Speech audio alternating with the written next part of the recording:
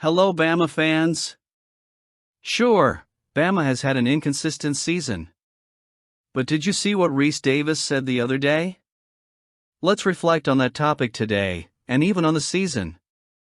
Before that, subscribe and keep receiving Bama news.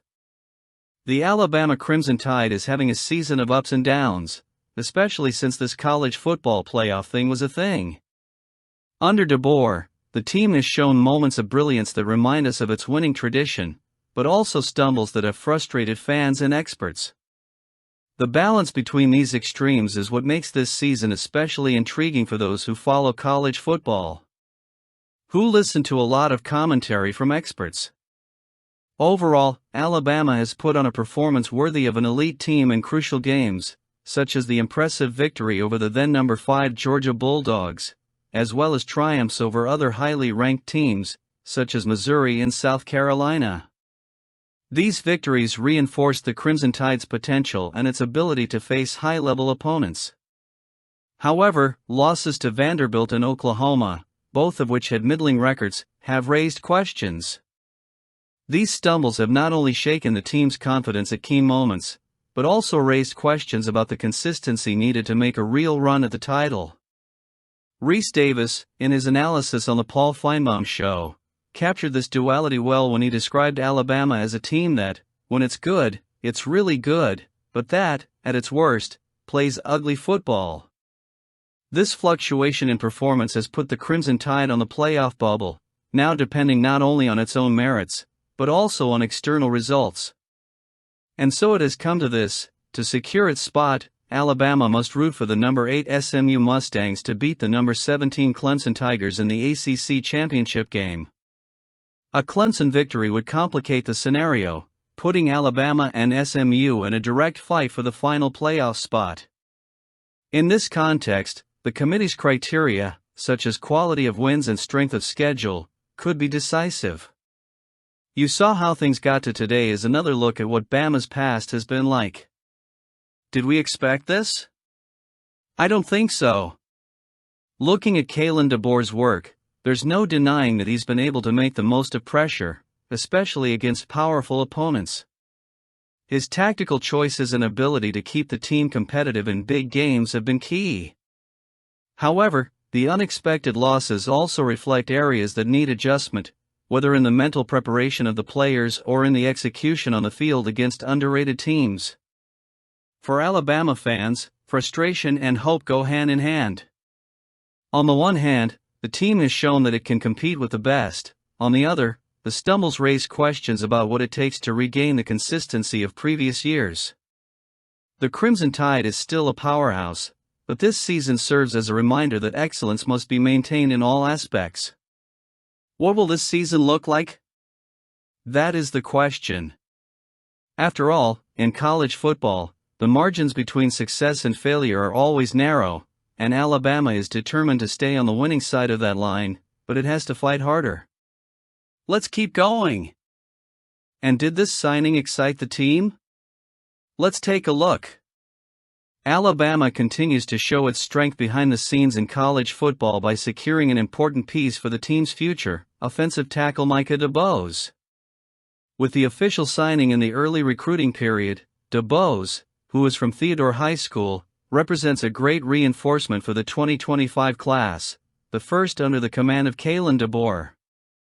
The young athlete's arrival cements Alabama's reputation as a priority destination for elite talent, even in a season marked by challenges.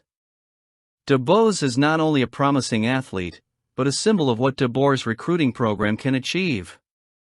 Initially committed to Georgia, DeBoer changed direction late last year, a strategic move that culminated in his decision to join the Crimson Tide in June of this year. His trajectory demonstrates Alabama's ability to reverse commitments from other major programs, something that has been essential to maintaining competitiveness in the SEC and on the national scene. The young tackle will have the opportunity to develop under the guidance of Chris Kapolovic, the offensive line coach who was recruited by DeBoer last offseason. Kapolovic is known for his ability to turn raw talent into key offensive linemen, and DeBoer certainly has the physical and technical tools to shine at multiple positions at the college level. His versatility will be a major asset for the Crimson Tide, especially in a conference where play in the trenches often defines champions. The competition to land DeBoer's signature was fierce, with offers from other programs including LSU, Auburn, Ohio State, Michigan, and Florida State. However, Alabama came out on top, which underscores the effectiveness of DeBoer and his staff's recruiting strategy. The Crimson Tide currently ranks number 2 in the nation for recruiting classes and is still actively pursuing other top talent. A top target is wide receiver Derek Meadows, a 4-star prospect who recently decommitted from the LSU Tigers. Alabama is in the running to secure his signature, although Michigan is also in the running. Industry experts like Steve Wiltfong are already pointing to the Crimson Tide as the favorite, highlighting the program's drawing power. The arrival of players like Micah DeBoer signals a promising future for Alabama, even amid the criticism and pressure that comes with an uneven season. Kalin DeBoer is showing that, in addition to managing the challenges on the field, he is capable of building a solid foundation for the years to come. The combination of raw talent, strategic development, and the prestige of the Alabama brand continues to be a winning formula, and the impact of this recruiting could be felt not only in 2025, but beyond. Are you optimistic about the recruits? At the end of the video, I want to hear your comments. Nick Saban, one of the greatest names in college football history, may be retired, but his insight into the sport remains as sharp as it was during the decades he dominated the game. Now an analyst for ESPN, he brought a unique perspective on the uniqueness of SEC football during an appearance on the Pat McAfee Show. His comments, made at Mercedes-Benz Stadium before Texas and Georgia's SEC championship matchup, underscored why the conference is widely regarded as the heart of college football. Saban was quick to praise the SEC's intensity, pointing out how college football in the Southeast transcends the sport and becomes a lifestyle. He said the passion rooted in the local culture is one of the key factors that sets the SEC apart. In the South, up until the 1970s, there were no professional sports. That's what brought communities together around college football, creating a culture that's unmatched in other parts of the country, Saban said. He also noted how that passion shapes games and rivalries, creating a unique atmosphere in stadiums and establishing the SEC as an elite conference. The SEC championship, Saban said, is often as challenging, if not more so, than the national championship itself. He recalled the epic 2012 matchup between Alabama and Georgia, one of the greatest college football games ever seen. We played Georgia that year, and it was decided on the last play. Then we played Notre Dame in the national championship, and the game was pretty much over at halftime, 28-0, Saban said, noting that the level of competition within the SEC often surpasses that seen on the national stage. The irony, however, is not lost on me. The numbers show that Saban's teams have a greater margin of victory in SEC games than in national championships. His average win in SEC championships is 13 points, while his national title games average just 6 points. Still, Saban is right to point out that the SEC environment, with its fierce rivalries and passionate fan bases, offers unique challenges that no other venue can match. For Alabama, led by Kalin DeBoer, that context is key. Even in a year of ups and downs, the importance of competing in the SEC and maintaining the program's tradition has never been in doubt.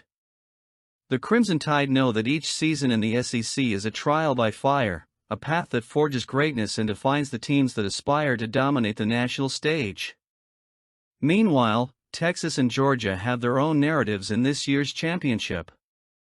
With the Longhorns virtually guaranteed to make the college football playoff regardless of the outcome, and the Bulldogs similarly well positioned, the matchup serves as further proof of what Saban has always maintained: the SEC championship is a showcase for the best that college football has to offer, and its relevance transcends playoff implications.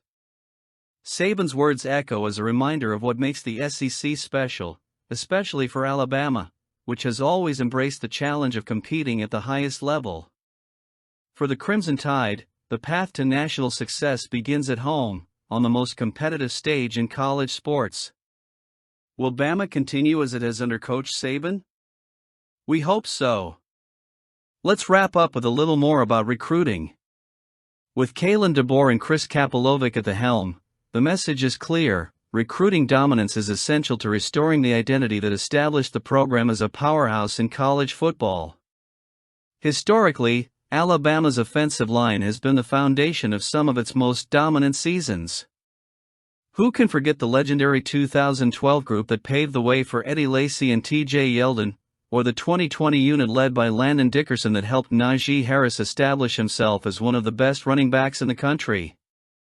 Those teams showed how an elite offensive line not only protects the quarterback, but also dictates the pace of the game and the ground attack. DeBoer and Kapilovic know that to replicate that success, it is necessary to rebuild the offensive line with talent that brings physicality and consistency. The additions of Jackson Lloyd, Micah DeBose, Michael Carroll and Mal Waldrep reinforced that commitment. Each of these players brings specific characteristics that complement each other. DeBose and Waldrep, known for their physical, dominant style on the ground, stand out as true demolition guys. Carroll and Lloyd, meanwhile, offer lateral quickness and refined pass protection skills, qualities that are essential to protecting the quarterback against the SEC's fast-paced defenses. This balance of strength and technique promises to give Alabama back control in the trenches. One factor driving this emphasis on recruiting has been the potential loss of key players like Tyler Booker and Jaden Roberts to the NFL draft. Additionally, the NCAA transfer portal continues to be an unpredictable variable, making it essential to replenish talent. This preemptive approach reflects DeBoer's experience, who understands the importance of planning for the future while maintaining immediate competitiveness. Michael Carroll, in particular, stands out as a potential surprise. With his tireless effort and mature technique, he is seen as a candidate to earn playing time as early as spring training. His presence could speed up the transition process for the new generation of offensive linemen, helping the Crimson Tide return to the standard of excellence expected. Another crucial aspect is the impact of this reinforcement on the performance of the running backs. Since Brian Robinson Jr. in 2021, Alabama has not had a runner who surpassed the 1,000-yard mark in a season. While the talent of the backs is undeniable, effectiveness in the ground game begins at the line of scrimmage. With this class, the Tide seeks to recreate the conditions that have historically produced some of the best running backs in the country. This recruiting group reflects not only a short-term need, but also a commitment to the future. Alabama wants to re-establish its identity as a physical team, capable of controlling the game at the line of scrimmage, as it did during its most dominant eras. As I said, we expect a strong Alabama, and it is important that the recruiting is strategic and well done. I want to see your comments now.